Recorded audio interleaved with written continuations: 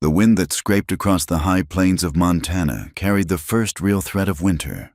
It was a lean, hungry wind, smelling of snow and distant pine, and it bit through Cole Turner's worn duster like a curse. He rode into the small, huddled town of Redemption with the brim of his hat pulled low, his shoulders aching from a week in the saddle and a tension in his gut that had nothing to do with the cold. The last town, and the corrupt sheriff he'd left hogtied for the federal marshals, was a memory he was keen to bury under a long, quiet winter. Redemption looked like the right place for it. It was little more than a single muddy street flanked by false-fronted buildings, a place where folks seemed more concerned with the coming snow than the affairs of strangers. He swung down from his horse, the leather of his saddle groaning in the cold air. The animal, a sturdy roan gelding named Dusty, shook its head and blew a cloud of steam into the twilight. Cole ran a hand down its flank, his touch gentle, a stark contrast to the calloused, scarred look of his hands. He was a man built of hard lines and sharp angles, his face weathered by sun and sorrow, his eyes the color of a stormy sky. Justice, he'd found, rarely left a man clean. It left scars, inside and out. He led Dusty toward the livery, the mud sucking at the heels of his boots. Inside the stable, the air was thick with the warm, honest smell of hay and horse. An old man with a beard like a tangle of roots took the reins.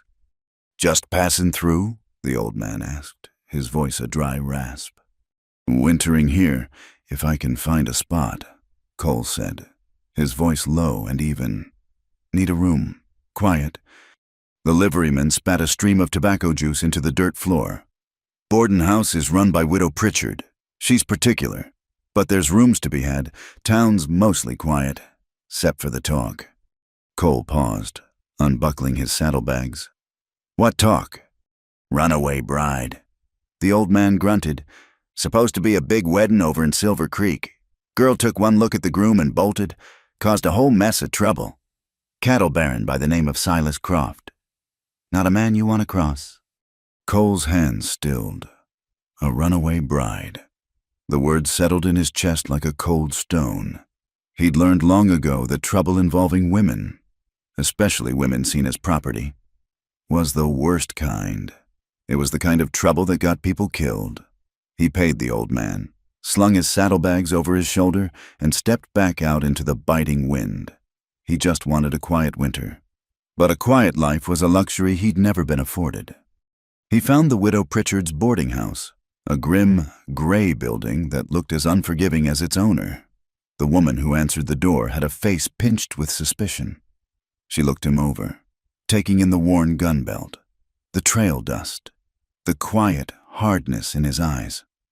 "Looking for a room," he said. "Weekly, in advance," she snapped, but she let him in. The room was small, clean, and cold, with a narrow bed and a single window that looked out onto the muddy street. It would do. He dropped his things and went to the saloon for a hot meal and a bottle of whiskey to cut the chill from his bones. The saloon was noisy, thick with the smell of wet wool, stale beer, and frying meat. Men huddled around the pot-bellied stove, their voices a low rumble of gossip and complaint. The talk, as the liveryman had predicted, was of the runaway bride. Bought and paid for, she was, one man declared, his face red from drink. An orphan girl. Croft paid the preacher who raised her a fine sum for her to just run off, plain ungrateful. "Heard she's a beauty," another man put in with a sly grin. "Maybe she just got a better offer." A wave of cruel laughter followed. Cole kept his back to them, nursing his whiskey at the far end of the bar.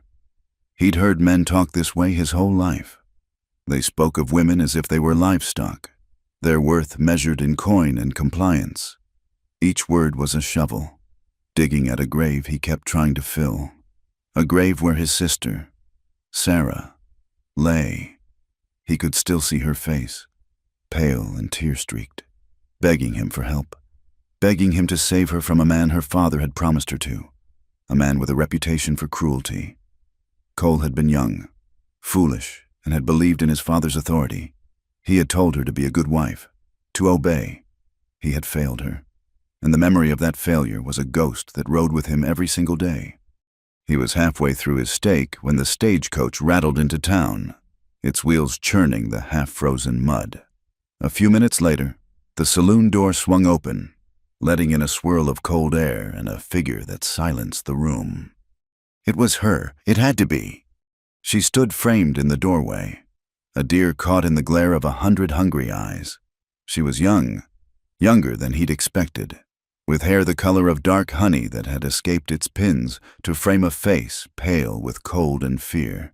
But there was a strength in her jaw, a fire in her wide, hazel eyes that refused to be extinguished.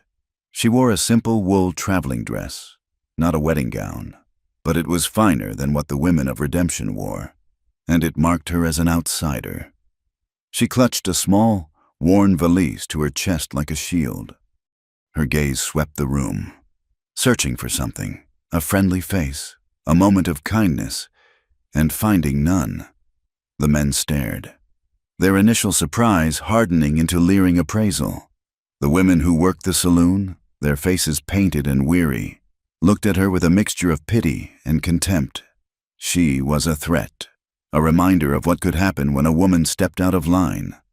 She walked hesitantly toward the bar, her chin held high, though Cole could see the tremor in her hands. "I need a room for the night," she said to the bartender, her voice clear but strained. The bartender, a large man with a stained apron and small, greedy eyes, wiped a glass and looked her up and down. "All the rooms at the hotel are taken," he said, a lie so bald it was almost funny. "The boarding house?" she asked, her voice faltering slightly. "Widow Pritchard don't take in your kind." He let the words hang in the air, heavy and insulting. Her pale cheeks flushed with color. "My kind? I have done nothing wrong." "You ran from your husband-to-be," the bartender sneered. "That makes you damaged goods. Girl, no respectable place will have you." The men at the stove chuckled. One of them, a burly trapper, called out, "I got a place for you, little lady, real warm." Eva Monroe, for that was her name, though no one here knew it, flinched as if struck. She ignored the man and turned her desperate eyes back to the bartender. "Please, I have money. I can pay." The bartender leaned forward, his voice dropping to a conspiratorial whisper that carried through the silent room. "I do have one room, in the back, not much, but it's warm, and we can come to an arrangement. A girl as pretty as you shouldn't have to worry about coin." The meaning was clear. Vile. Cole's hand tightened around his whiskey glass, the knuckles turning white. He saw the hope in the girl's eyes die, replaced by a cold, sharp understanding. He saw her spine straighten, her fear solidifying into defiance. "I would rather freeze in the street," she said, her voice low and shaking with fury. She turned on her heel and walked out of the saloon, leaving a thick, uncomfortable silence in her wake. The bartender shrugged, a smug look on his face. The men went back to their drinks, the sport now over. But Cole couldn't move. He saw his sister's face again, superimposed over the girl's. He saw the same desperation, the same proud refusal to be broken. Sarah had not been strong enough to run. This girl had been. He pushed himself away from the bar, throwing a few coins down to cover his meal and the bottle. He walked out of the saloon and into the street. The wind was sharper now, and fine. Hard flakes of snow were beginning to fall, dusting the world in a coat of white. She was standing in the flimsy shelter of the general store's overhang, shivering, her arms wrapped around herself. Her valise was at her feet. She had nowhere to go. The whole town had turned its back on her, judging and condemning her without knowing a single thing about her story. He watched her for a long moment, his own past a bitter taste in his mouth. Justice wasn't just about punishing the wicked. It was about protecting the vulnerable. He had failed once. He would not fail again. He walked toward her, his boots making no sound in the fresh layer of snow. She heard him approach and looked up, her body tensing, Her eyes filled with a new wave of fear. She expected another proposition, another insult. Cole stopped a few feet away, keeping a respectful distance. He took off his hat, the cold air immediately biting at his hair. "Ma'am," he said, his voice quiet. She just stared at him, her expression wary, her body braced for a fight. "I have a cabin," he went on, keeping his tone even, unthreatening. "A couple miles out of town. It's warm, and there's food. You can have the bed. I'll take the floor." Her eyes narrowed with suspicion. Why? It was a fair question. In her world, in this world, kindness from a strange man was a currency that always came with a steep price. "Because it's starting to snow hard," he said, avoiding the real answer, the one that was tangled up with a girl named Sarah and a lifetime of regret. "And no one should have to freeze on a night like this." She searched his face, looking for the lie, the hidden angle. She saw the lines of exhaustion around his eyes, the grim set of his mouth.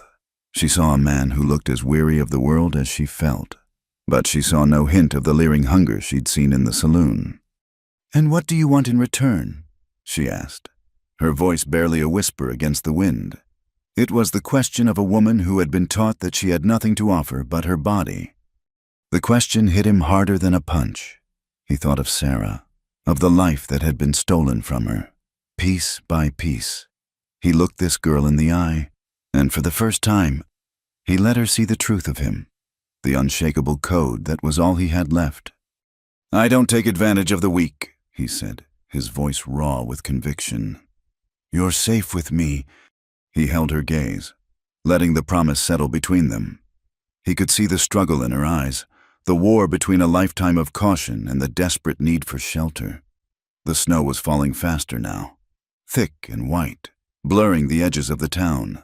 Finally, with a small, almost imperceptible nod, she gave in. "All right," she breathed. He put his hat back on. "My horse is at the livery. I'll be back in a minute." He walked away without another word, giving her space. When he returned with Dusty, she was still there, a lone, shivering figure in the growing storm. He helped her onto the horse, his hands briefly touching her waist. She was so light, she felt as if a strong gust of wind could carry her away. He mounted behind her, and she stiffened, her back ramrod straight, not touching him. "Hold on," he said gruffly. "It's a rough ride." Hesitantly, she settled back against him. He could feel the slightness of her frame, the tension that radiated from her.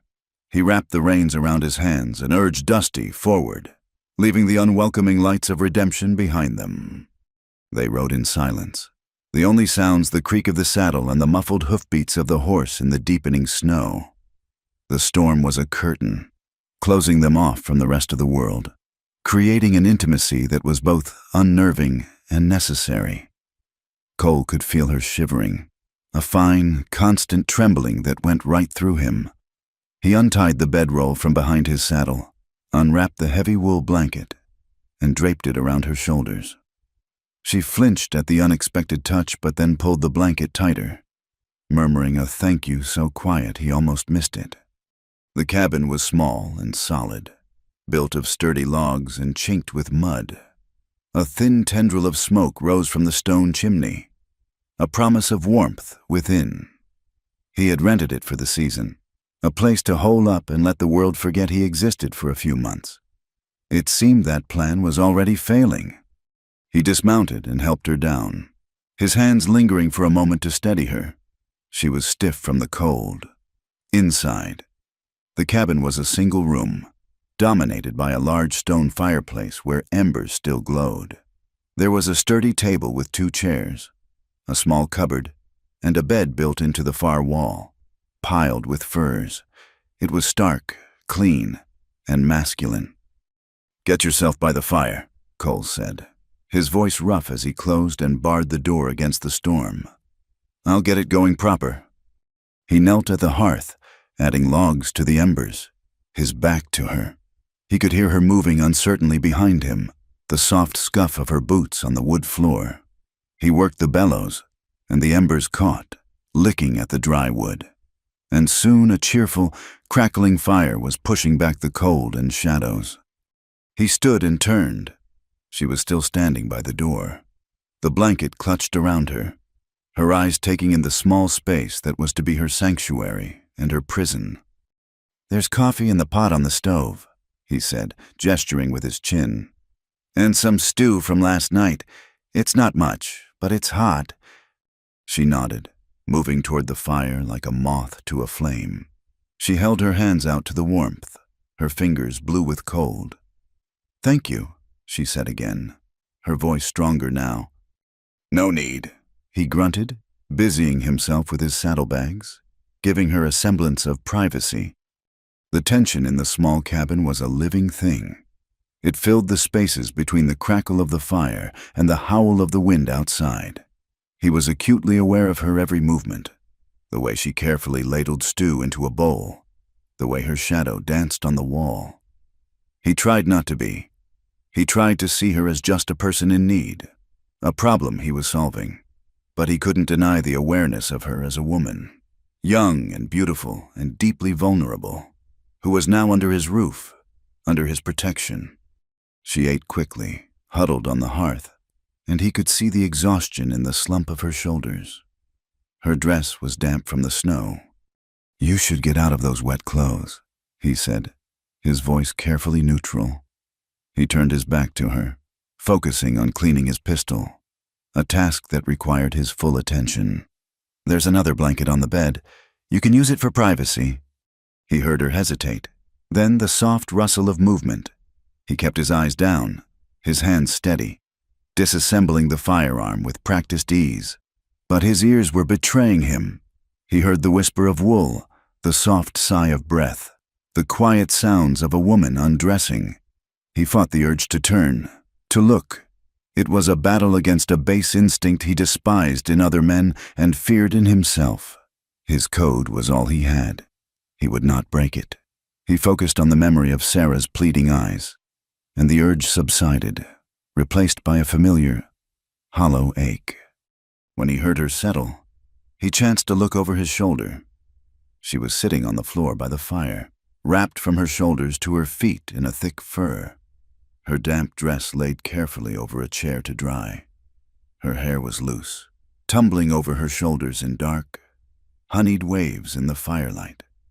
She looked younger than ever, and achingly fragile. He finished his task and sat on the floor on the other side of the hearth, a respectable distance between them. For a long time, they just sat in silence, watching the flames. The storm raged outside, a wild, lonely sound, but inside the cabin, it was warm and still. "Finally," she spoke, her voice so soft he had to strain to hear it over the fire. "Do you think less of me because I ran?" The question was heavy with the weight of the town's judgment, with the shame that had been piled upon her. She was asking if he, too, saw her as spoiled, damaged, or sinful. Cole stared into the fire, the flames dancing in his dark eyes.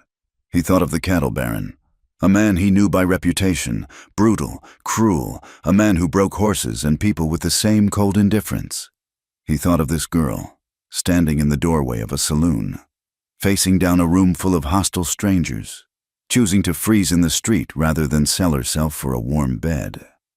Running hadn't been an act of weakness. It had been the only act of strength available to her. It had been an act of rebellion. He turned his head and met her gaze. Her eyes were wide and luminous in the firelight, waiting for his verdict. "No, ma'am," he said, his voice low and certain. "I think you're the only one who didn't." Ava awoke to a world of gray light and silence. The storm had quieted to a gentle, whispery fall of snow against the single window pane. For a disorienting moment, she did not know where she was.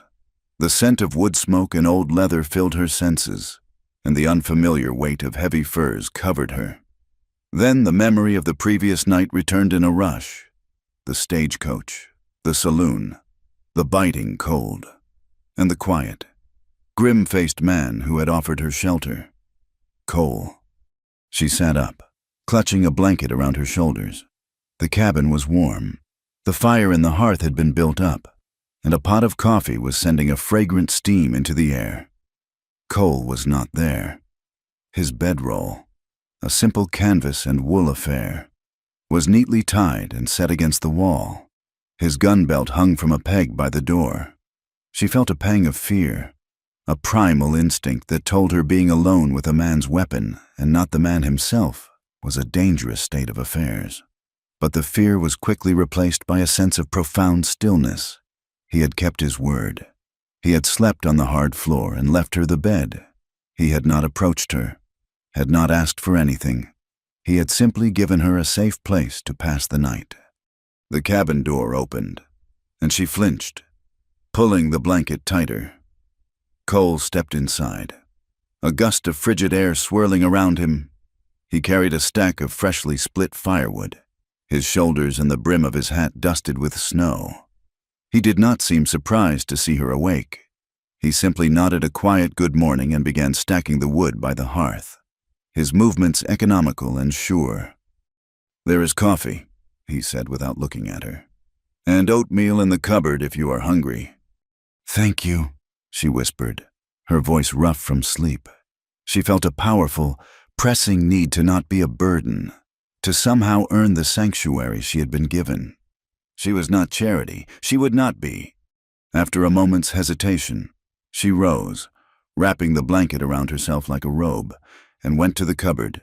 She found the oats in a small pan, while she measured out a portion and added water from the bucket by the door. She watched him. He moved with a quiet competence, checking the chinking between the logs, cleaning the snow from his boots, never wasting emotion.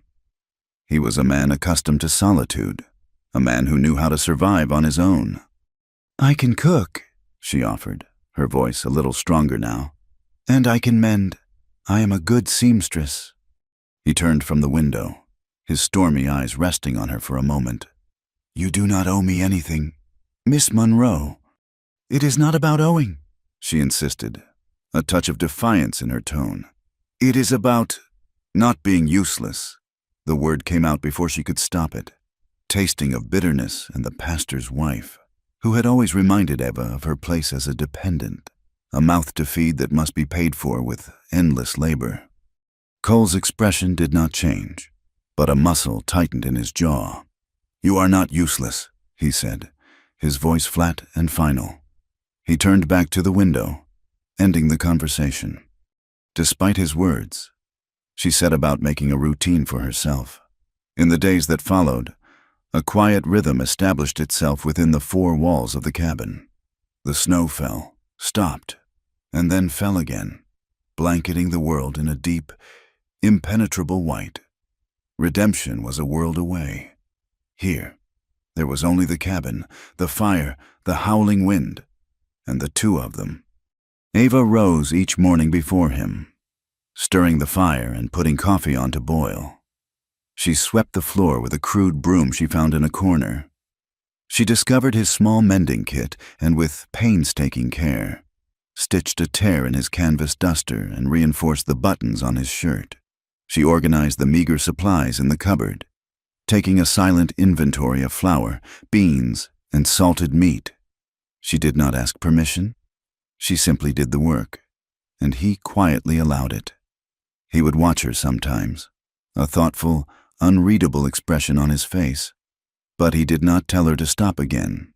He seemed to understand that this work was a shield for her, a way for her to maintain a sliver of her own dignity. Their conversations started slowly, brief exchanges about the weather or the dwindling woodpile, but the forced intimacy of the cabin, the long hours with nothing but the fire and each other for company, began to wear away at their reserve. One evening, as she was washing their 2 plates and tin cups, she spoke into the quiet. "I was an orphan," she said, her back to him. The words seemed to hang in the warm air, fragile and heavy. "My parents died of a fever when I was a child. The pastor in our town and his wife took me in." Cole was cleaning his rifle, the soft rasp of the oiled cloth the only sound. He did not speak, but he stopped his work, listening. They were good people, I suppose. They gave me a bed and food, but I was never their daughter. I was a duty, a charity case. She scrubbed at a plate with unnecessary force. When I was old enough, the pastor's wife said she had found a fine match for me. A wealthy man, a cattle baron. She said it was a great opportunity, that I would be taken care of for life. Her voice grew brittle. She did not say that he was buying me. She did not say that the money he paid the church was my price. Cole set the rifle down very carefully. The silence that followed was charged, more potent than any words of sympathy could have been. When the stagecoach got to Silver Creek, Ava continued, her voice trembling slightly, he was there to meet me, Silas Croft. He was old, and his eyes were cold, like a snake's. He looked at me the way a man looks at a horse he's just bought. And I heard the men with him whispering, talking about his last wife, how she had fallen. She could not bring herself to say the word died. I knew then.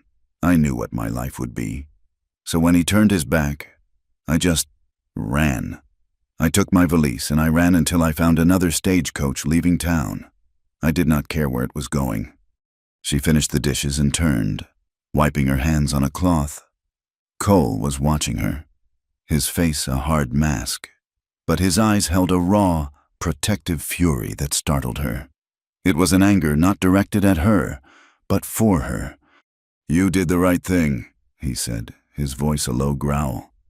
"The whole world thinks I did the wrong thing," she whispered. "The world is full of fools," he replied, and in that simple, stark statement, she felt a profound sense of validation, a lifting of a burden she had not realized she was carrying.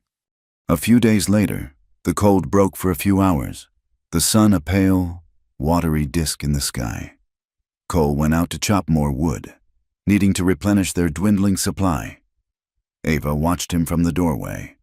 Wrapped in a blanket, he worked with a relentless, powerful rhythm, the axe rising and falling, splitting the logs with clean, sharp cracks. The work was strenuous, and soon he shed his duster, then his heavy wool shirt, tossing them aside. He worked on in just his trousers and undershirt, his back and shoulders broad and corded with muscle. As he turned to set another log on the block, she saw it, a thick, puckered scar that ran from his left shoulder diagonally across his chest, disappearing below his ribs.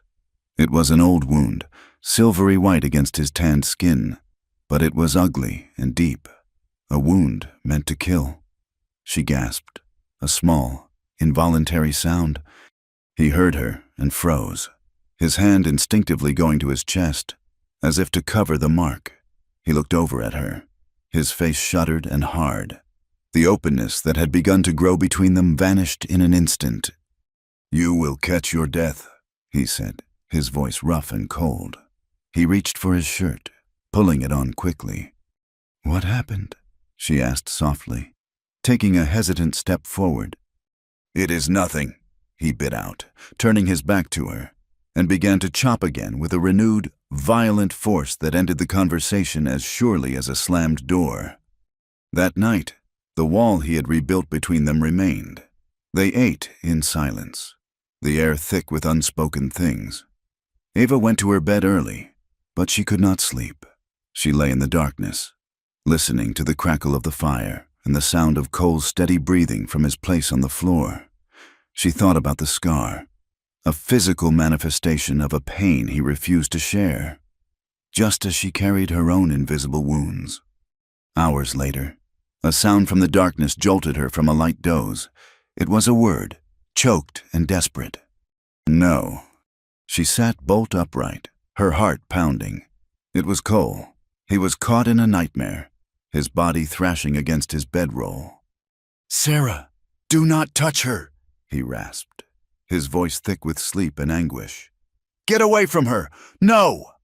He cried out, a raw, guttural sound of pure agony that clawed at the silence of the cabin. Ava threw back her furs, her first instinct to go to him, to wake him, but she stopped, frozen by the terrible intimacy of his grief. This was a private hell, one he had clearly never intended for her to see. She heard him say the name again. "Sarah," this time as a broken sob.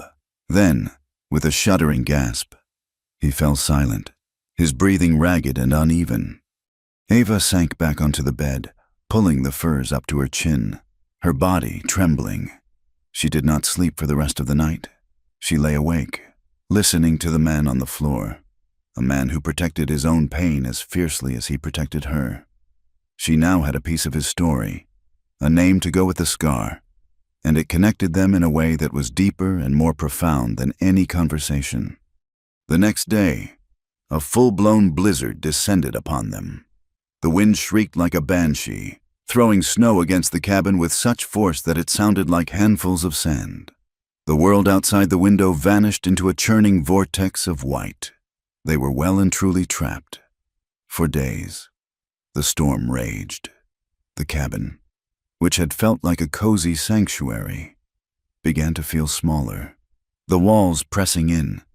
The silence between them was no longer comfortable. It was charged with a palpable tension. They moved around each other with a careful, deliberate grace, their bodies constantly, accidentally, brushing against one another in the confined space. A touch of hands as they both reached for the coffee pot. A moment when he stood behind her to add a log to the fire, his warmth seeping into her back.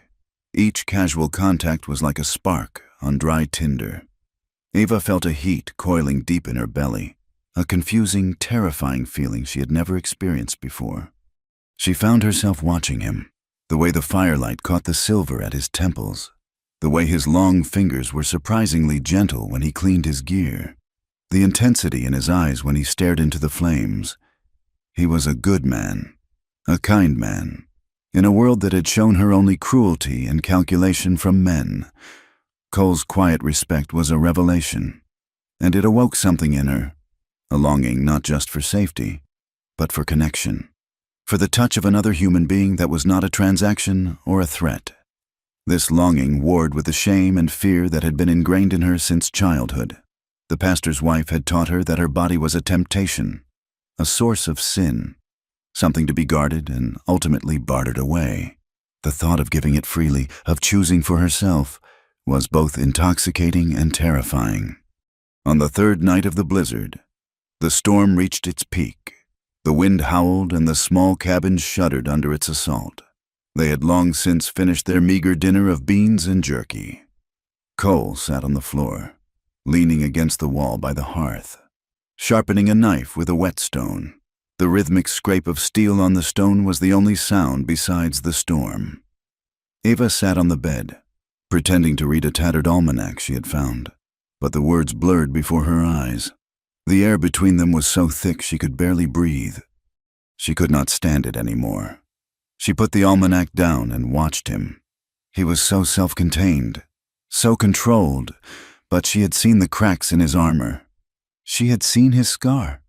She had heard his nightmare. He was as wounded as she was. Slowly, she rose from the bed. She picked up the spare wool blanket from the foot of it and walked toward the fire. Cole looked up as she approached, his hand stilling on the knife, his stormy eyes questioning. She did not speak. She knelt beside him, so close their knees were almost touching, and draped the blanket over his shoulders. His body was rigid, surprised by the gesture. She did not retreat. She sat beside him on the hearth, her gaze fixed on the dancing flames. The heat from the fire warmed her face, but it was nothing compared to the heat radiating from him, from the taut silence that stretched between them. After a long moment, she reached out, her hand trembling, and placed it gently over his, the one that still held the knife.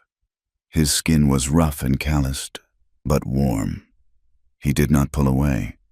She drew a shaky breath, the words a terrifying leap into an unknown canyon. "I do not want to be a virgin tonight." The whisper was barely audible over the wind, but in the stillness of the cabin, it was as loud as a gunshot. Cole froze completely. The knife, the stone, his hand under hers, everything became utterly still. She could feel the violent struggle within him, see it in the rigid set of his jaw, in the sudden darkness that flooded his eyes. It was his code battling his longing, his honor warring with a desire he had kept so tightly leashed. She thought he would reject her, that he would stand up and put a cold, respectable distance between them. The thought sent a wave of shame through her, so powerful it almost made her snatch her hand back. But then she looked at his face, and she saw not disgust, but a deep, aching tenderness. He was not judging her.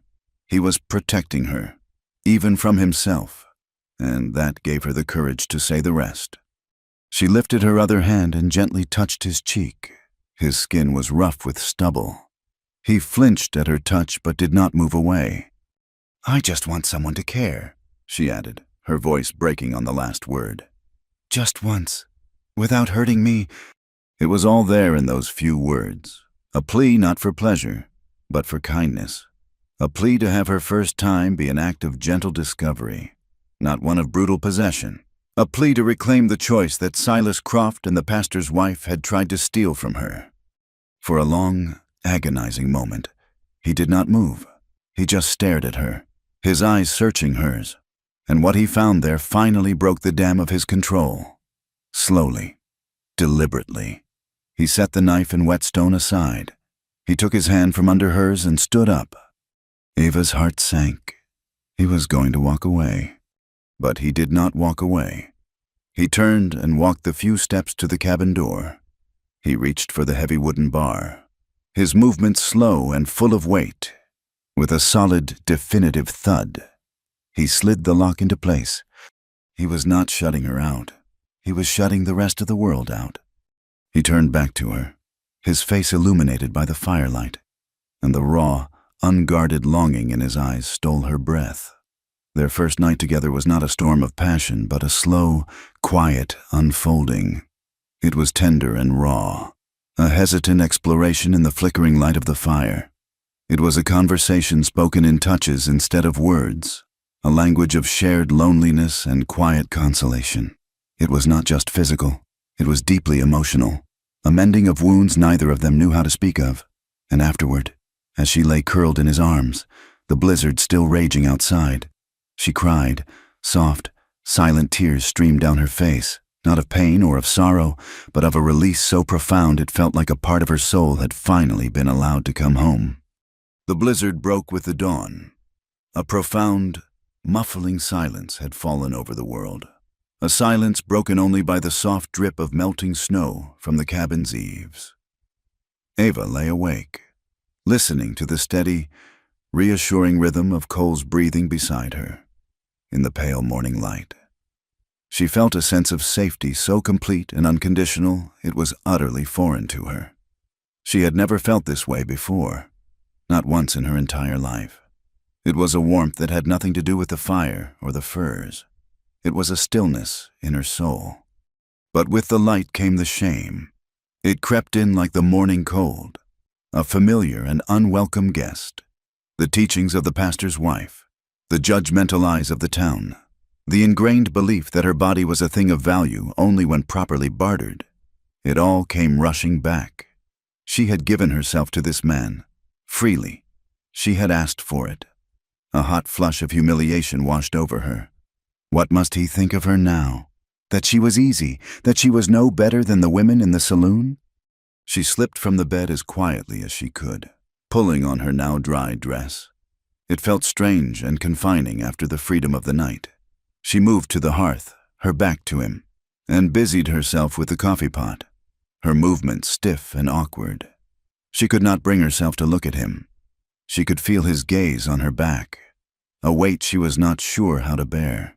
The silence stretched, filled with all the things she could not say, all the fears she could not voice. He rose from the bed, the rustle of the furs sounding unnaturally loud in the quiet cabin. She heard him pull on his trousers, heard his soft footfalls on the wooden floor as he came to stand behind her. She tensed, bracing herself for, she did not know what, a casual dismissal, a possessive touch, a word that would confirm her diminished worth in his eyes. Instead, his hand came to rest gently on her back, between her shoulder blades. It was a simple, comforting touch, with no demand in it. "You do not owe me guilt," he said, his voice a low rumble, soft and certain. The words, so simple, so direct, broke through her wall of shame. Tears pricked her eyes. She leaned into his touch for just a second, a silent acknowledgement of the gift he had just given her.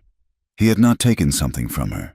He had shared something with her, and he was not asking for payment, not even in the currency of remorse. He removed his hand, and the moment was over.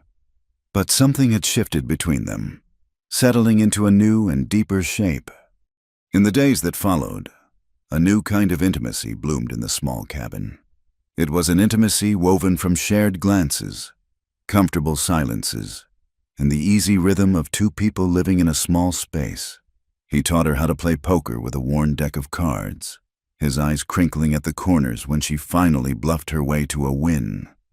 She read to him from the tattered almanac, her voice soft in the firelight, and he would listen. His head leaned back against the wall, his eyes closed. They were no longer just a man and a woman thrown together by a storm. They were Cole and Eva. But the world outside the cabin had not forgotten them, when their supplies ran dangerously low. Cole knew he had to go into redemption. A knot of unease tightened in Eva's stomach. "Let me come with you," she pleaded. "No," he said, his tone leaving no room for argument. "You stay here. Bar the door behind me. Do not open it for anyone." He rode out in the cold, bright morning, and the cabin felt vast and empty without him. Eva barred the door as he had instructed and spent the day pacing, her anxiety a living thing in the silence. Redemption was digging itself out from under the snow. The mood in town was sour, the isolation of the blizzard having frayed everyone's nerves. Cole kept his head down, moving with quiet purpose from the livery to the general store. It was there, as he was trading for flour and bacon, that he saw him. The man was a stranger, dressed in city clothes that were too fine for this town, but with a gun belt worn with a professional's ease. He was talking to the storekeeper, his voice low, but Cole's ears were sharp. "A girl named Eva Monroe," the stranger was saying. "Came through on the stage a week or so back. Brownish blonde hair, hazel eyes, pretty." The storekeeper, a nervous man named Henderson, polished the counter with a rag. "Can't say I recall." "There is a reward," the stranger said, his voice smooth and persuasive. "A generous one. Mr. Croft is very eager to have his fiancée returned to him. $500.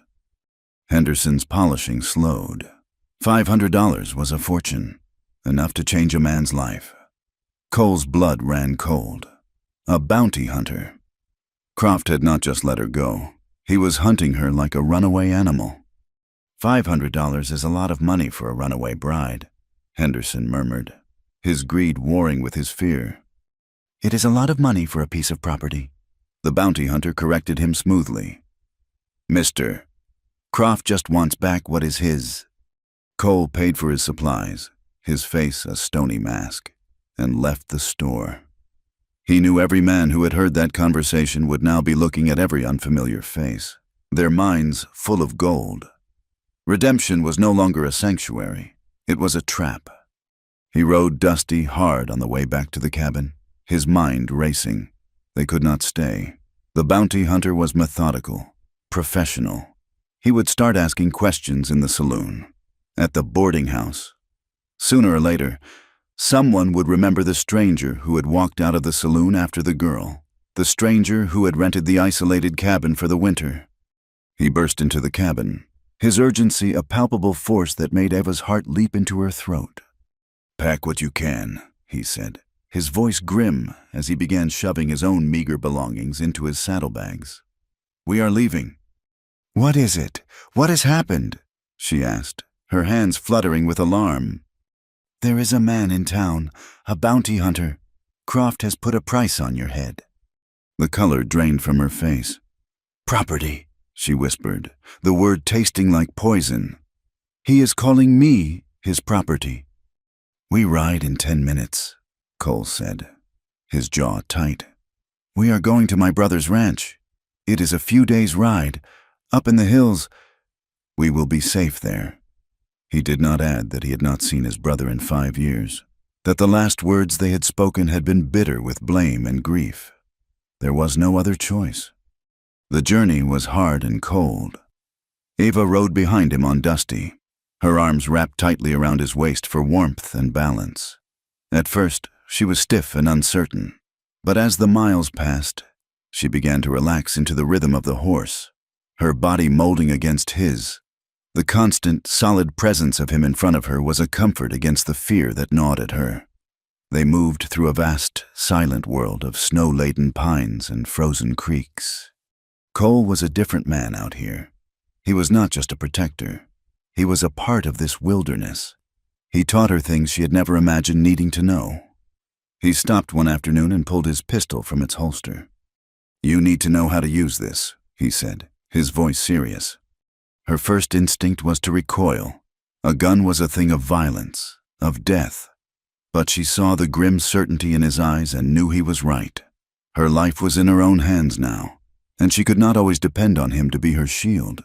He showed her how to hold the heavy weapon, how to stand, how to aim. His hands were firm and patient on hers, guiding her. The first time she pulled the trigger, the explosive crack made her cry out and stumble backward.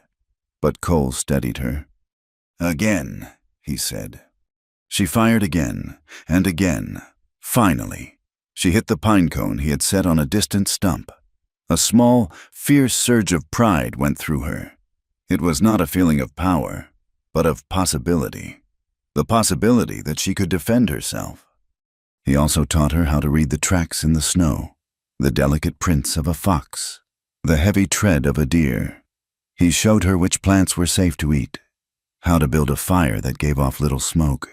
He was giving her pieces of himself, pieces of his knowledge, and in doing so, he was making her stronger. The nights were the hardest and the most intimate. They would make a small camp in a sheltered overhang of rock or a thick stand of trees. They shared a single bedroll, their bodies huddled together for warmth under a sky littered with cold, indifferent stars. One night, she awoke shivering, and he wordlessly stripped off his flannel shirt and gave it to her. It was huge on her, smelling of him, of wood smoke, leather, and the clean scent of the pines. She wore it to sleep in every night after that. Another evening, as they sat by the fire, he took the brush from her valise and began to gently brush the tangles from her long hair. The repetitive, soothing motion was so tender, so unexpectedly domestic. It brought tears to her eyes. This was a different kind of closeness than the one they had shared in the cabin, not born of passion, but of a deep, quiet, and growing care. Finally, after 3 days of riding, they crested a hill, and Cole reined Dusty to a halt. Below them lay a valley, and in it, a ranch. It was a proper place, with a large, sturdy-looking house, several barns, and corrals filled with horses. Smoke curled from the chimney of the house, a welcoming plume against the cold blue sky. "Is that it?" Ava asked, her voice filled with relief. "That is it," Cole said, but there was no relief in his voice, only a deep, weary tension. They rode down into the valley. A man came out onto the porch of the house as they approached. He was built like Cole, tall and broad-shouldered, but there was a stiffness to him, a settled, prosperous look that Cole lacked.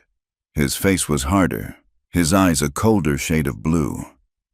This had to be his brother. Cole swung down from the horse and walked toward the porch. "Jacob," he said. "Cole," the man replied, his voice flat.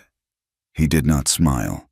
His eyes flicked to Eva, still sitting on the horse, and his expression hardened further. "What is this? What trouble are you bringing to my door now?" "This is Ava," Cole said, his voice tight. "She is in trouble. We need a place to stay, just for a little while."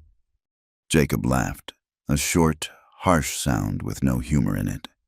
"You have got a lot of nerve, brother, showing up here after all this time with a woman in tow, asking for my help." I would not ask if it was not life or death, Cole said, his voice low and intense. Life and death, Jacob scoffed. It was life and death for Sarah, too. Was it not? Where were you then? You were gone. You ran off, leaving me to bury our sister, leaving me to deal with the mess you made. The name, Sarah, hung in the air between them, a ghost made of ice and regret. Ava, who had dismounted and was standing nervously by the horse, felt a cold dread seep into her bones. This was the woman from Cole's nightmare. That is not fair, Jacob, Cole said, his voice strained. Fair? Jacob's voice rose, cracking with an old, deep pain. You think any of this is fair. You were supposed to protect her. You were the one she looked up to, but you were too busy playing the hero somewhere else. You failed her. Cole, you failed this family, and I will not let you bring your trouble here. I have a wife and children to think of. You and your woman are not welcome. Ava could not breathe. Each word from Jacob was a hammer blow. Not to Cole, but to her. She was the trouble. She was the woman he was bringing to his family's door. She was the reason this old, terrible wound was being torn open again. She saw Cole's shoulders slump, the fight going out of him under the weight of his brother's unforgiving words. He had come here, to his last refuge, and had been turned away because of her. She felt a wave of nausea. She was a curse. Everywhere she went, she brought ruin. She had brought shame to the pastor's family, chaos to Silas Croft, and now she was destroying what was left of Cole's family. He kept saving her, and all she did was cost him everything he had ever loved, while the brothers were still locked in their bitter standoff. Ava turned. She could not bear to be the cause of any more pain. She slipped away, moving quietly toward the dark line of trees that bordered the ranch. She did not know where she was going. She only knew she had to get away, to remove herself from Cole's life so he could begin to heal. She ran, stumbling through the deep snow of the forest, branches whipping at her face. Tears streamed down her cheeks, freezing in the cold air. She finally collapsed at the base of a large pine tree, her body racked with sobs. She was not worth it. She was not worth his protection, his kindness, his sacrifice. Hours passed. The sun began to dip below the mountains, painting the snow in shades of orange and purple. The cold seeped into her bones, a deep, numbing chill. She did not care. She heard him calling her name in the distance, a desperate, frantic sound. She huddled smaller, hoping he would not find her, but he was too good a tracker. Soon, she heard the crunch of his boots in the snow, and then he was there, standing over her. His face was a mask of fear and relief.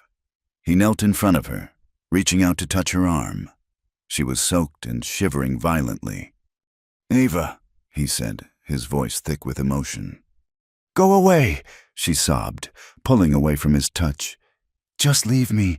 I am not worth it. Stop saving me. I do not deserve it." He looked at her, huddled and broken in the snow, seeing not a burden, but the woman who had brought warmth back into his frozen life. He saw her courage, her kindness, her quiet strength. He would not let her believe she was worthless. He would not fail another person he loved. He reached out again, his touch firm this time, and cupped her face in his hands, forcing her to look at him. His stormy eyes were fierce with a conviction that burned away the cold. "Then let me be the one who decides what you are worth." Cole's words hung in the frigid air of the forest, a declaration that was also a promise. He did not see her as a burden or a curse. He saw her as something of value, and in the fierce, unwavering conviction of his gaze, Ava found a tiny, fragile seed of belief in his words. He helped her to her feet, his hands gentle but firm, and wrapped his own duster around her shivering shoulders. It smelled of him, a scent she'd now associated with safety. They turned their backs on the unwelcoming lights of his brother's ranch and began the long, cold ride back the way they had come. There was nowhere else to go. The 3-day journey back to the cabin was a silent, grim affair. The quiet intimacy of their previous travels was gone, replaced by a shared sense of failure and foreclosure. Jacob's bitter words were a ghost that rode with them, a constant reminder of the pain Eva felt she had caused. Cole was withdrawn, his face a mask of stone, and she did not know how to breach the wall he had built around himself. She rode behind him, her arms around his waist, her cheek resting against the solid warmth of his back, and knew that this was the only home she had left in the world. They arrived at the cabin as twilight was bleeding across the snow-covered landscape. A deep sense of foreboding settled over Eva as they drew near. Something was wrong. The door, which they had barred from the outside, was slightly ajar, swinging on a single leather hinge. Cole saw it at the same time. He dismounted in one fluid motion, pulling his pistol from its holster. "Stay here," he commanded, his voice a low growl. He moved toward the cabin with a predator's silence, hugging the wall. Eva's heart hammered against her ribs, a frantic bird trapped in a cage. After a tense moment, he disappeared inside. She heard a choked curse, and then he reappeared in the doorway, his shoulders slumped in weary defeat. "It is clear," he said. She slid from the horse and ran to the door, her boots sinking into the deep snow. She stopped on the threshold, a gasp catching in her throat. The single room, their sanctuary, had been utterly and violently desecrated. The cupboards were torn open, their contents strewn across the floor. Flour, beans, and coffee grounds mixed with the muddy snow tracked in by booted feet. The furs had been ripped from the bed, the mattress slashed open, its stuffing pulled out in great, ugly clumps. Her small valise had been emptied, its meager contents trampled underfoot. It was a violation, a brutal intrusion into the small, safe world they had built. And then she saw the message, burned into the logs of the far wall. In crude, angry letters were 3 words: "Return what's mine."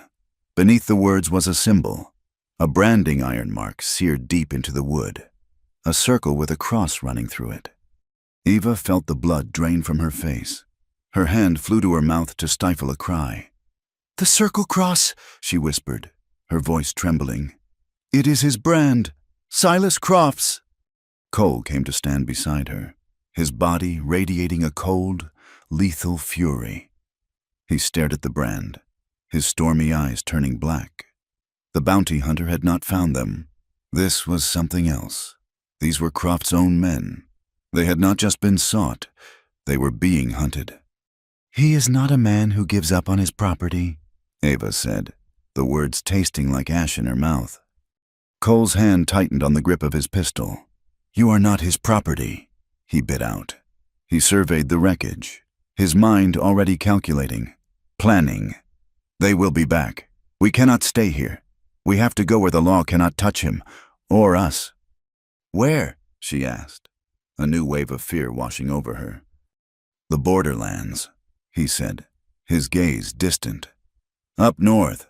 It is rough country, unsettled. A man can disappear there. A woman, too." They worked through the night, salvaging what they could from the wreckage. There was not much. A little food, their bedrolls, the clothes on their backs. Hope felt as scarce as the supplies. As Cole was outside securing what they had to the saddle of the long-suffering Dusty, Eva was inside, picking through the debris. She found his heavy duster, the one she had mended, discarded in a corner. As she picked it up to fold it, her fingers brushed against something stiff hidden in the lining of an inside pocket. Curiosity overriding her weariness, she investigated. Tucked away in a small, hand-stitched pocket was a folded piece of paper, worn and soft from years of being carried close to his body. She knew she should not look, that this was a part of the private pain he kept so carefully guarded. But a force she could not name compelled her. She unfolded the letter. The handwriting was feminine, a desperate, spidery scrawl that slanted across the page. It was dated 5 years ago, and it was signed simply Sarah. My dearest brother Cole, I am writing this in haste. Papa says the wedding is in 2 weeks. I cannot do it. I cannot marry him. You have heard the stories. I know you have. He is a cruel man. He was kind at first, but now I see the temper in his eyes. The other day, he grabbed my arm so hard he left a mark, just because my stitching was not straight. He said a wife must be taught to obey. Cole, it frightens me. Papa will not listen. He says it is a good match, that the man has land and money. He says my fears are a woman's fancy. You were always the one who listened. You were the one who protected me. I know you are far away. But please, Cole, please come home. Tell Papa he cannot make me do this. I am so afraid. Please help me. Please, Cole. Your loving sister, Sarah. Ava sank to the floor, the letter clutched in her hand, her body trembling. The words were a window into his soul, a key that unlocked the deepest, most guarded room of his heart. The scar on his chest, the nightmares, the haunted look in his eyes, his fierce, almost desperate need to protect her. It all made a terrible, heartbreaking sense now. He had not been there for Sarah. He had received this letter too late, or he had not been able to get there in time. And he had spent every day since trying to atone for a failure that had cost his sister her life. His protection of Ava was not just about kindness. It was a penance, a desperate attempt to save her in a way he could not save his own sister.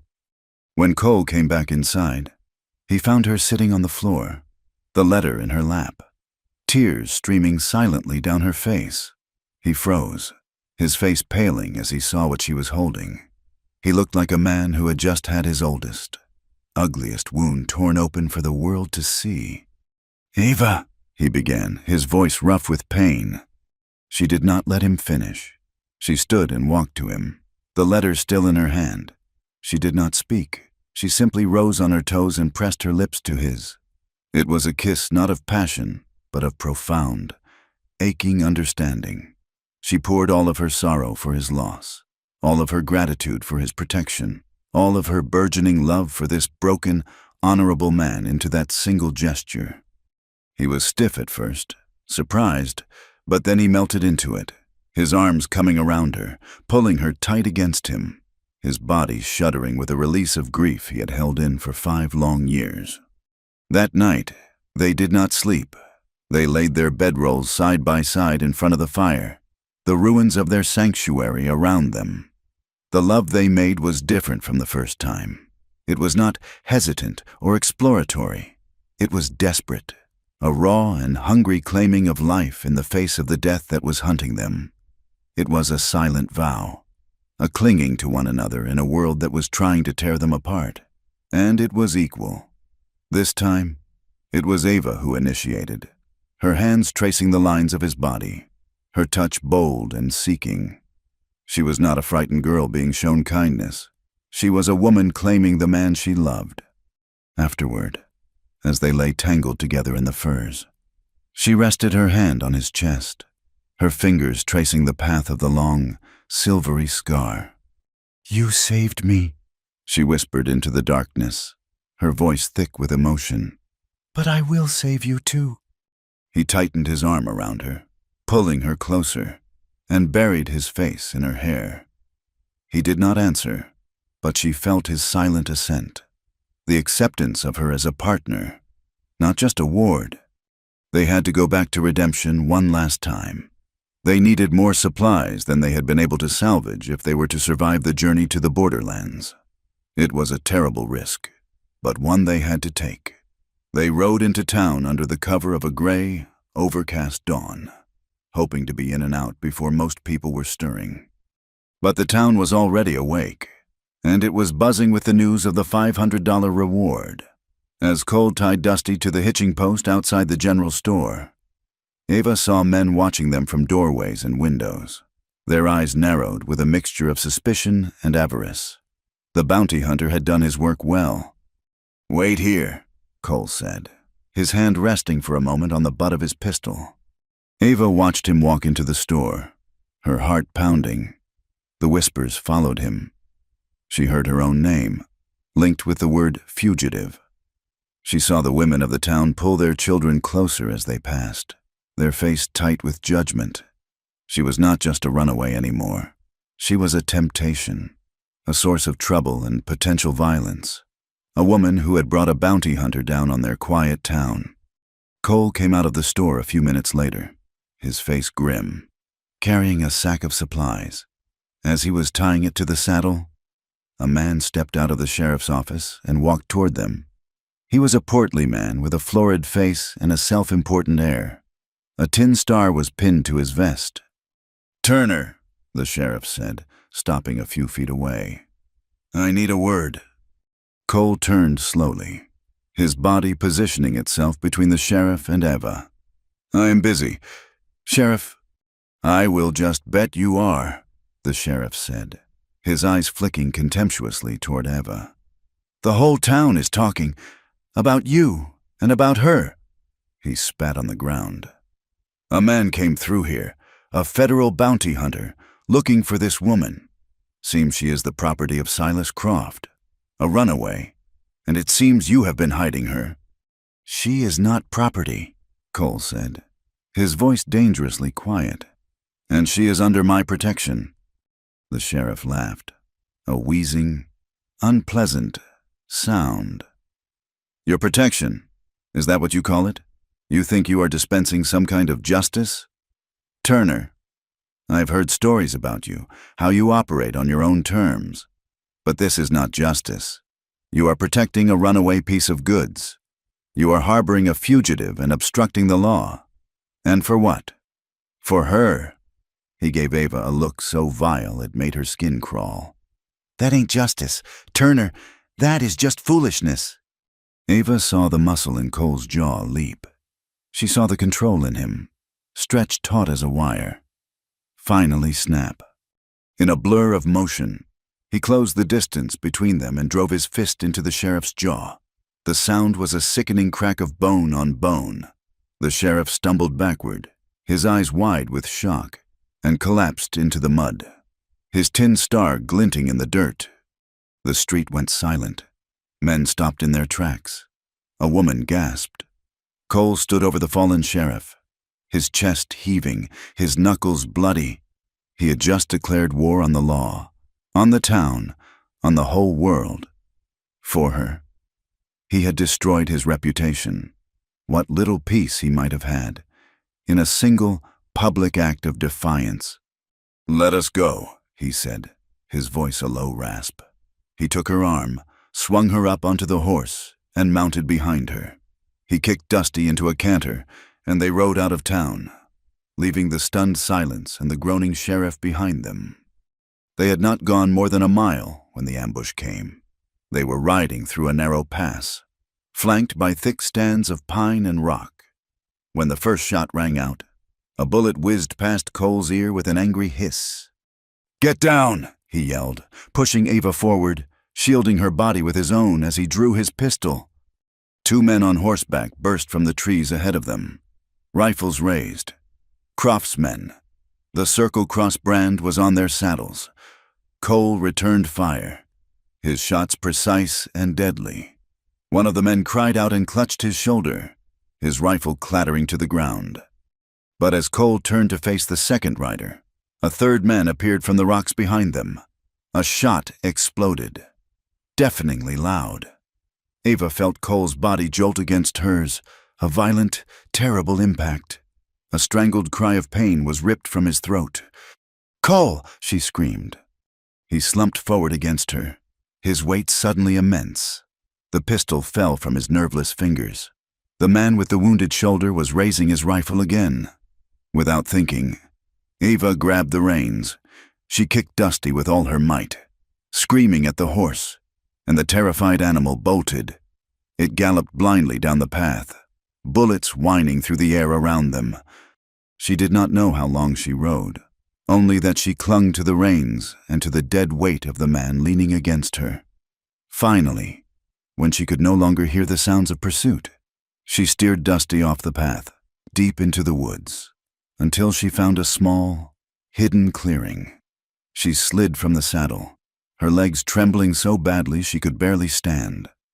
Cole was unconscious, a dark, wet stain spreading across his side. Somehow, she found the strength to drag him from the saddle. He was impossibly heavy, a dead weight of muscle and bone. She managed to pull him to the base of a large tree, propping him up. His face was ashen, his breathing shallow. She tore open his shirt. The bullet had gone into his side, high on his rib cage. It was a messy, bleeding wound.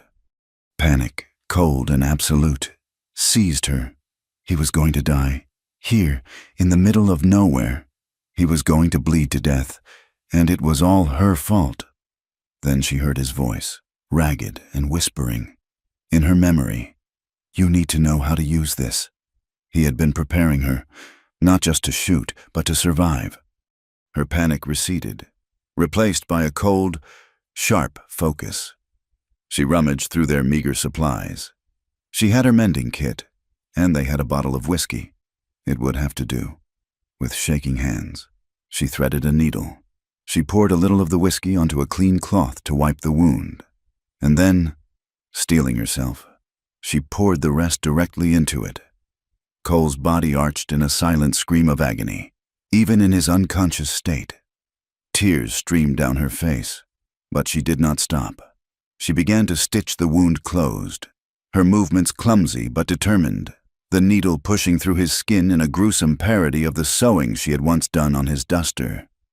When she was finished, he was still breathing, but his skin was cold and clammy, and a fever was beginning to burn in him. The stitching had stopped the worst of the bleeding, but the wound was deep, and infection was a certainty without proper medicine. Carbolic acid, bandages, laudanum for the pain, things they did not have. There was only one place to get them: redemption. She looked at his pale face, at the man who had decided what she was worth, and she knew she had to go back. She cut a piece of her own petticoat for a bandage, tied it tightly around him, and covered him with their bedrolls. She kissed his forehead. "I will be back," she whispered. She rode dusty back toward town, a lone woman armed with a desperate, terrifying resolve. She tied the horse in the woods on the edge of town and crept in on foot as darkness fell. The saloon was the only place with lights still blazing. It was her only hope. The doctor would be there, or someone who knew where to find him. She pushed through the swinging doors, and the noise of the saloon washed over her. The room fell silent as heads turned and recognized her. The runaway, the fugitive, the troublemaker. She ignored their stares and walked directly to the bar. The bartender, the same one who had made her the vile offer on her first night, looked at her with a smug, knowing grin. "Look what the cat dragged in," he sneered. "Back so soon? Did your protector throw you out?" "I need medicine," she said, her voice low and urgent. "And bandages." "Medicine costs money," he said, polishing a glass. "A lot of money." "I will pay," she said, her hand going to the small coin purse at her waist. It held only a few dollars. He laughed. "That will not buy you a bottle of sarsaparilla, girl, let alone what you need." He leaned forward, his eyes glinting with the same greedy light she remembered. "But, like I said before, we can come to an arrangement." Eva's stomach turned to ice. She looked around the room, at the faces of the men watching her, their expressions a mixture of lust and curiosity. She thought of Cole, lying bleeding and alone in the woods, dying for her. The choice was no choice at all. She would do anything to save him. She would sacrifice her body, her soul, the very agency she had fought so hard to win. She took a deep, shuddering breath and met the bartender's gaze. She opened her mouth to agree. "Leave her alone, Gus." The voice came from the end of the bar. It was one of the saloon girls, a woman with tired eyes and garishly painted lips. Eva remembered her from that first night, the pity in her expression. The woman, whose name was Sadie, walked toward them. She looked from Eva's desperate face to the bartender's leering one. "She needs medicine," Sadie said, her voice hard. "I saw that coward of a sheriff. I saw what her man did to him. Anyone who stands up to that windbag is all right by me." She turned to Eva. "Your man is hurt?" Eva could only nod, tears welling in her eyes. Sadie pulled a small, worn pouch from her stocking and slapped it on the bar. It landed with a heavy clink of coins.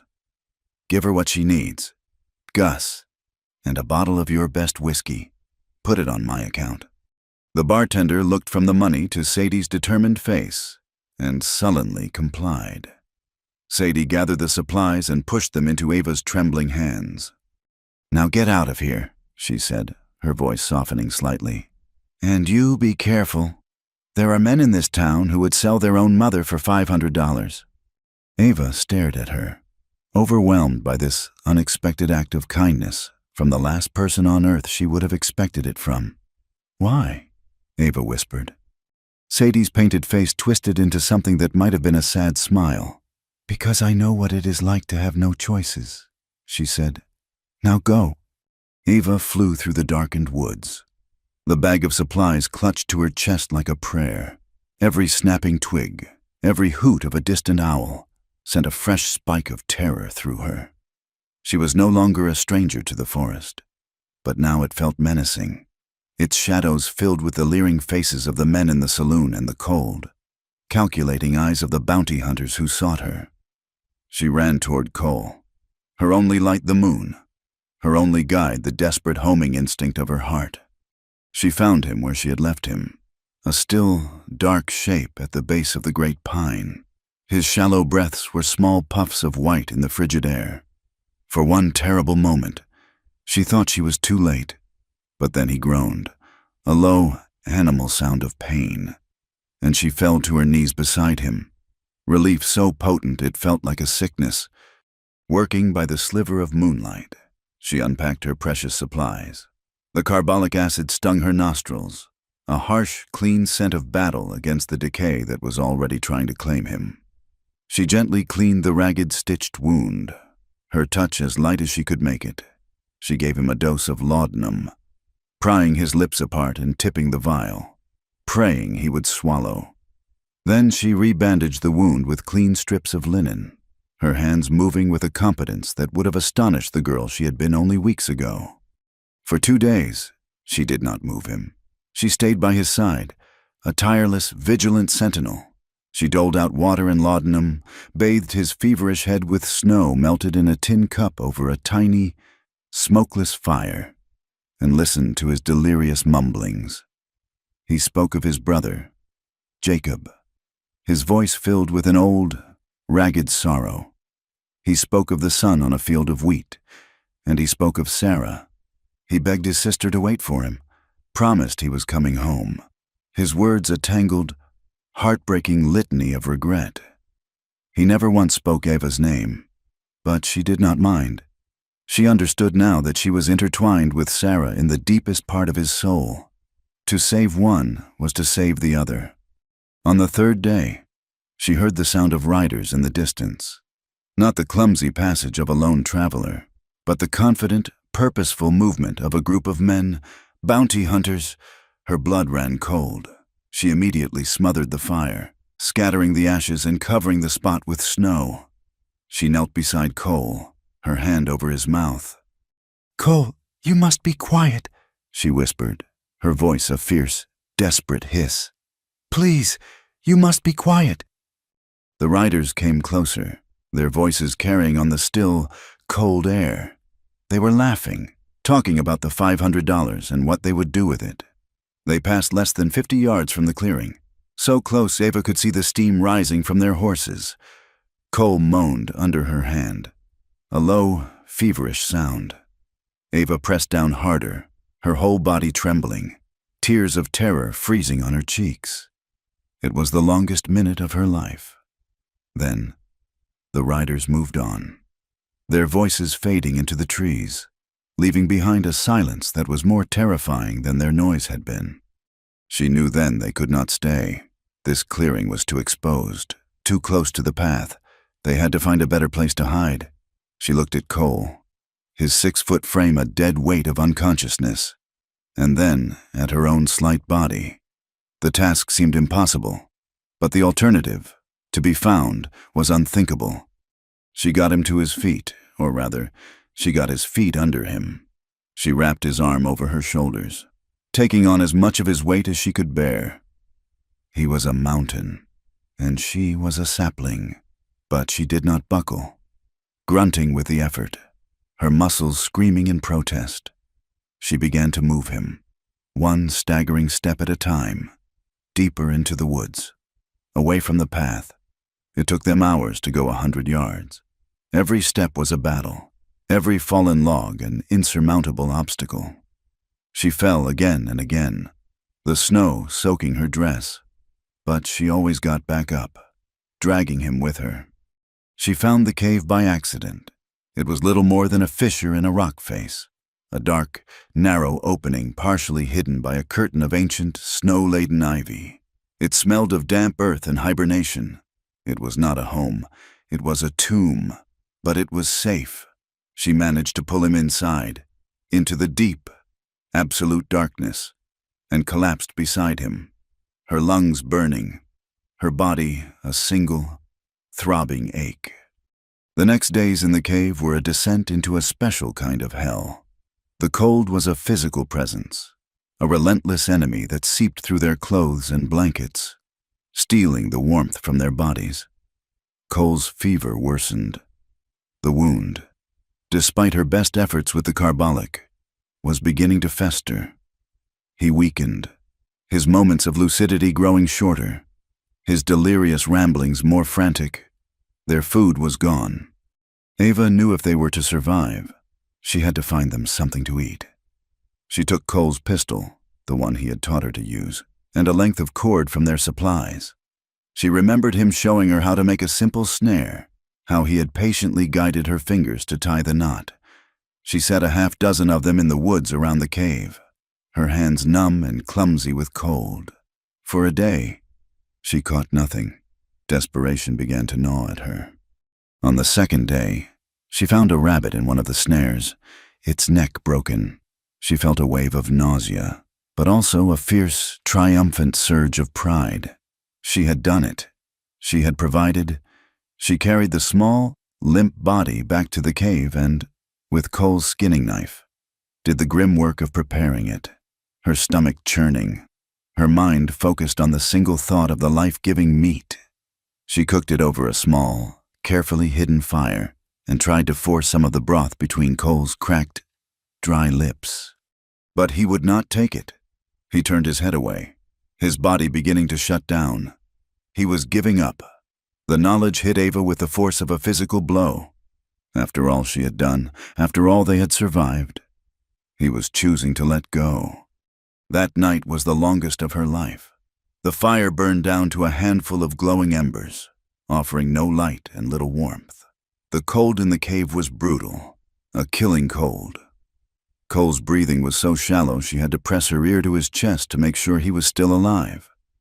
She lay beside him, her own body shivering uncontrollably, her hope worn down to a single, fraying thread. This was it. This was how they would end. Two frozen bodies in a forgotten hole in the ground. A wave of despair so profound it felt like drowning washed over her. She began to sob. Great, silent, body-racking sobs that seemed to be torn from the deepest part of her. She curled her body against his, trying to share the last of her own fading warmth, her tears soaking the rough wool of his shirt. She thought of his sister, Sarah, and her desperate plea for help. She thought of Cole's life, a long, lonely penance for a failure he could never forgive. And she thought of the choice he had given her in the cabin, the choice to be more than property, the choice to be a person. A fire, born of love and fury, burned through her despair. She would not let him do this. She would not let him fail again. She pressed her face against his, her lips close to his ear. "You gave me a choice," she sobbed, her voice a raw, broken whisper in the darkness. "I am giving it back to you now. Choose to live." She repeated the words again and again, a desperate mantra against the encroaching darkness. "Choose to live. Cole, please, choose me." She did not know if he heard her. She did not know if she had the strength to last the night. She only knew that she would not give up on him.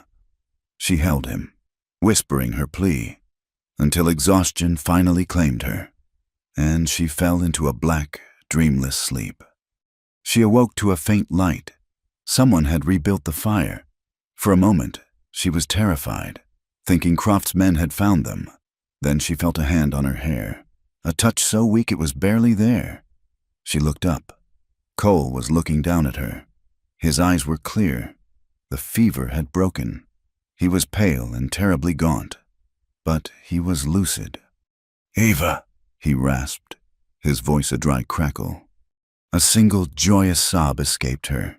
He had chosen her. Cole's survival was a miracle, but his recovery was a slow, arduous battle. For another week, they stayed in the cave while Eva nursed him, feeding him rabbit broth and the last of their oatmeal until some of his strength returned. When he was finally able to stand, leaning heavily on her, they knew it was time to move on. They pushed forward, making for the sanctuary town he had spoken of, a place called Providence. The journey was a waking nightmare. Cole was weak, and every step was an effort. Ava was his crutch, his guide, his protector.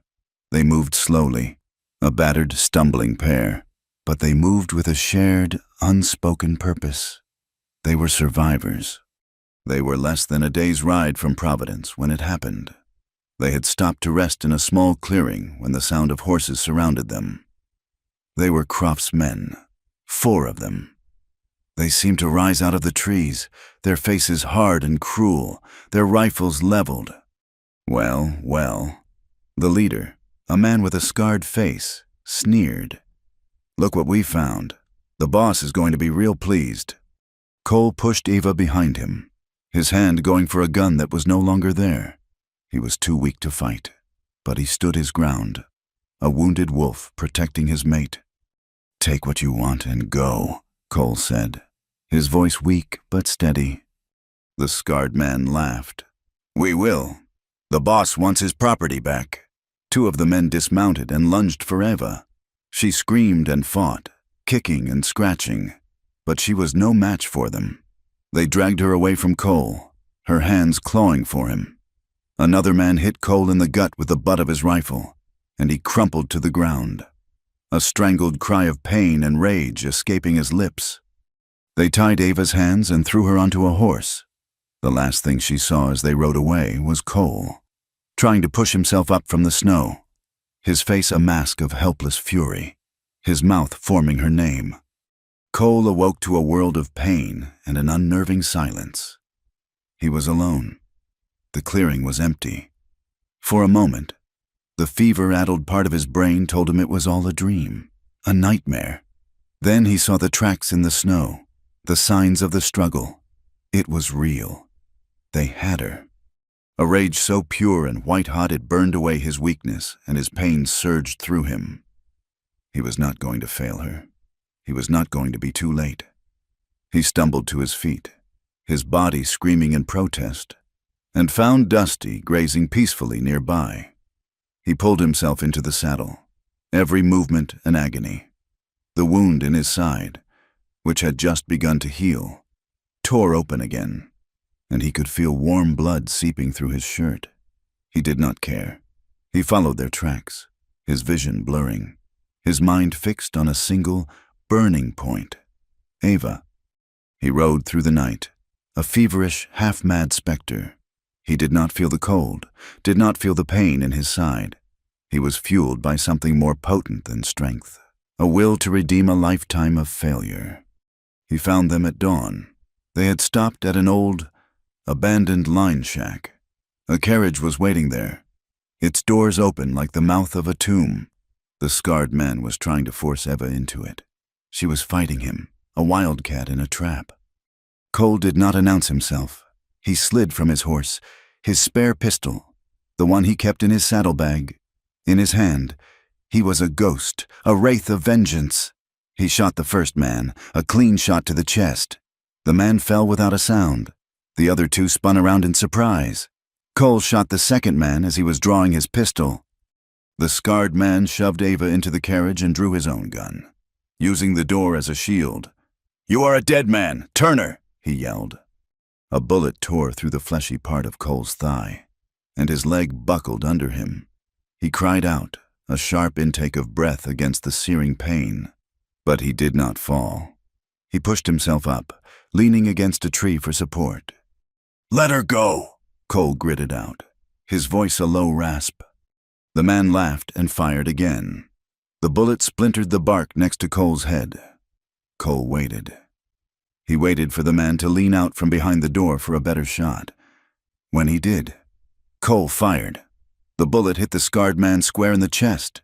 He staggered back, a look of profound surprise on his face, and collapsed. Silence.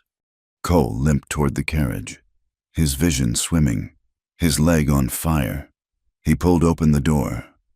Ava was huddled inside, her eyes wide with terror and relief. He reached in for her, and she fell into his arms, sobbing his name. He held her, his strength finally giving out, and slid down the side of the carriage, taking her with him. They reached Providence an hour later. Cole was barely conscious, leaning all his weight on Ava as she led the horse. They were both wounded, both covered in blood and dirt. Two broken survivors who had walked through the fire and somehow come out the other side. The first building they saw was a small, simple church. It looked like a haven. Ava half carried, half dragged him inside. She lowered him gently onto one of the simple wooden pews, his head in her lap. The church was empty, the air still and cool, and filled with the faint scent of old wood and candle wax. She tore a strip from her dress and began to tend to the new wound in his leg. He was fading, his eyes fluttering closed. She cradled his head in her arms, rocking him gently, tears streaming down her face and dripping onto his. She thought of the pastor who had tried to sell her, of the contract she was supposed to fulfill. She looked down at the face of the man who had fought for her, who had bled for her, who had given her a choice when no one else would. "No preacher ever asked if I loved the man," she whispered, her voice choked with tears, her words a prayer in the holy silence of the church. "But I do. I love you." 6 months passed. The snows of that brutal winter melted into the rich Montana soil, and a green, vibrant summer washed over the high plains. In the sanctuary town of Providence, a place built on second chances, Cole Turner and Eva Monroe began to build a life. The ghosts of their past were not gone, but they had learned to live with them, their shared history a foundation of scars and survival upon which they built each new day. Cole, who had lived his life by the gun, put his pistol away in a locked box. He picked up a hammer instead. He found work as a carpenter, his strong, calloused hands proving as adept at shaping wood as they had been at dispensing justice. There was a quiet satisfaction in building things, houses, tables, chairs, of creating order and permanence in a world that had shown him only chaos. The townspeople came to respect the quiet, intense man who worked hard and spoke little. A man whose stormy eyes seemed to hold a lifetime of stories he would never tell. He was no longer just a drifter. He was Cole Turner, the carpenter. Ava, who had been a piece of property to be bartered, found her own purpose. She worked with the wife of the town's compassionate pastor, a woman named Martha, helping the steady trickle of women who arrived in Providence just as she had, desperate, alone, and fleeing from a world that had tried to break them. She did not offer them pity. She offered them understanding. She listened to their stories.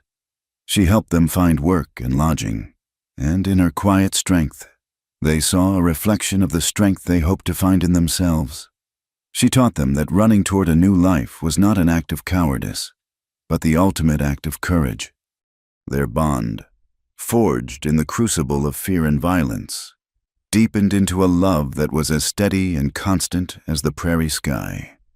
It lived in the quiet moments, the way he would bring her a cup of coffee in the morning without a word, the way she would rest her hand on his shoulder as she passed his workbench. the shared smiles across a crowded room. They had seen the worst of each other, his guilt, her despair, and had loved each other not in spite of it, but because of it. They were two halves of a whole, their broken pieces fitting together to create something stronger than either had been alone. But their peace was a fragile thing, a beautiful glass house built on a fault line. Ava was still, in the eyes of the law that existed beyond the borders of their sanctuary town, the legal property of Silas Croft, and Cole was still a wanted man, guilty of assault on a lawman and of killing the men Croft had sent after them. They were safe in Providence, but they were not free. The threat of the outside world was a constant, low hum beneath the quiet surface of their lives. The hum became a roar on a hot afternoon in late August. A lone rider came into town. He was not a cowboy or a prospector. He was tall and broad-shouldered, dressed in a smart but practical suit, and he rode with an unshakable air of authority. A silver star was pinned to his vest, glinting in the harsh sunlight. He was a United States Marshal. News of his arrival spread through Providence like a prairie fire. He was asking questions at the hotel, the saloon, the general store, quiet questions about fugitives, about a man and a woman who had passed through the area in the spring, leaving a trail of violence in their wake. Cole was planning a piece of pine when he heard the news from the blacksmith. He set the tool down, his hands suddenly still, a cold, familiar dread settling in his gut. He walked back to the small cabin they had built at the edge of town, his face grim. Ava saw him coming and knew immediately that something was wrong. She met him at the door, her face pale with apprehension. "He is here," Cole said, his voice flat. It was all he needed to say. That evening, the marshal came to their cabin. His name was Davies, and his eyes were intelligent and tired. He had seen too much of the lawlessness of the West to be easily shocked or swayed. He stood on their small porch, his hat in his hands, a gesture of respect that did not soften the steel in his voice. "Cole Turner?" he asked. "That is me," Cole replied, standing in the doorway, his body a shield in front of Ava. "I have a warrant for your arrest from Redemption County for assault on a peace officer," the marshal said. "And I have a federal warrant for questioning regarding the deaths of 3 men employed by Mr. Silas Croft. I also have a legal writ for the return of one Ava Monroe to the custody of her legal fiancé, Mr. Croft." Each word was a nail in the coffin of the life they had built. Ava felt the floor beneath her feet give way. "She has done nothing wrong," Cole said, his voice low and dangerous. "The men I killed were trying to kill me. The sheriff was a corrupt bully who got what he deserved." "That may be," Marshal Davies said, his expression unreadable. "But the law is the law. It is my job to enforce it, not to interpret it." He looked past Cole to where Eva stood trembling in the shadows. "The woman comes with me. You can face the charges in Redemption. A judge will sort it out." Cole looked at Ava, at the terror in her eyes. He saw the carriage, the scarred man, the life of brutal servitude she had so narrowly escaped. He would die before he let her be taken back to that. He thought of Sarah, of the promise he had made to himself over her grave. He would not fail again. He turned back to the marshal, his face set. He had only one card left to play. It was the last thing he had to give. "Let her go," he said, his voice quiet but firm. "You have me on the assault charge. That is a sure thing. The killing of Croft's men, that will be harder to prove. But I will confess. I will sign a statement saying I ambushed them in cold blood. I will give you the justice you came for. But in return, you tear up that writ for Eva. You declare her a free woman. And you ride out of this town and never look back." Ava's breath caught in her throat. "No," she whispered. He was offering to trade his life for hers, to go to a hangman's rope to ensure her freedom. The marshal considered the offer, his tired eyes weighing the options. A full confession from Turner would close 2 difficult cases. It was a clean, simple solution. "Cole, no," Ava said, her voice stronger now. She pushed past him, stepping out of the shadows and onto the porch to face the marshal. Her heart was pounding, but her resolve was a pillar of iron. She would not let him make this sacrifice. She would not be the reason he lost everything. She had been saved by him. Now it was her turn. "You will not do this," she said. Her eyes locked on Cole's. Then she turned to the marshal. "He will not be confessing to anything," she said, her voice clear and steady. "Because I am the one you need to hear from." The sound of their confrontation had drawn a crowd. The people of Providence, their friends and neighbors, had gathered in the dusty street in front of the cabin, their faces etched with concern. Ava looked at them, at the blacksmith, the pastor and his wife, the women she had helped, their faces a sea of support. She took a deep breath. It was time. "My name is Ava Monroe," she began, her voice carrying in the still evening air. "And I am not a piece of property." She told them everything. She spoke of her life as an orphan, of being raised by a pastor who saw her not as a daughter, but as a commodity. She named him. She spoke of the day she was told she had been sold in marriage to a man she had never met, a cattle baron named Silas Croft. She named him, too. "I was told he was a good man," she said, her voice trembling but gaining strength with every word. "But I learned the truth. I learned he was a brutal man, a man whose last wife had died under mysterious circumstances. I learned that he did not want a wife. He wanted a possession. So I ran. I ran because I believe every woman, every person, has the right to choose who they love and who they give their life to. I ran to save myself." She told them of the town that had judged her, of the men who had offered her a bed for a price. And then she looked at Cole, her eyes shining with tears and a love so profound it was a physical presence on the porch. "And then this man," she said, her voice softening. "This stranger offered me shelter. He did not ask for anything in return. He protected me. He fought for me. He bled for me. He killed the men who were sent to drag me back to a life of misery. The only crime Cole Turner is guilty of is the crime of kindness. The only justice he is guilty of is the justice of the heart." She turned her gaze back to the crowd, and finally to the marshal. "If that is a crime, then the law is wrong. If the law says I am the property of a man who bought me like a horse, then the law is wrong. I stand here before you not as a fugitive, but as a free woman. And I ask you, all of you, which law you choose to stand by." A deep silence fell over the street. Then, from the back of the crowd, one of the women Ava had helped began to clap, then another. Soon, the entire town was applauding, a wave of sound that was not just for her, but for the idea she represented. The men looked at the marshal, their faces hard and determined. The women stood with Eva, their expressions unwavering. Providence had made its choice. Marshal Davies looked at Ava, at Cole, and at the faces in the crowd. He was a man of the law, but he was also a man of the West. He had seen too much to believe that the law was always right. He slowly took the writ for Eva's return from his pocket. For a long moment, he held it in his hand. Then, with a sigh that seemed to carry the weight of the whole territory, he tore it in half, and then in half again, and let the pieces fall into the dust. "There are shifting winds out here," he said, his voice low, directed as much to himself as to anyone else.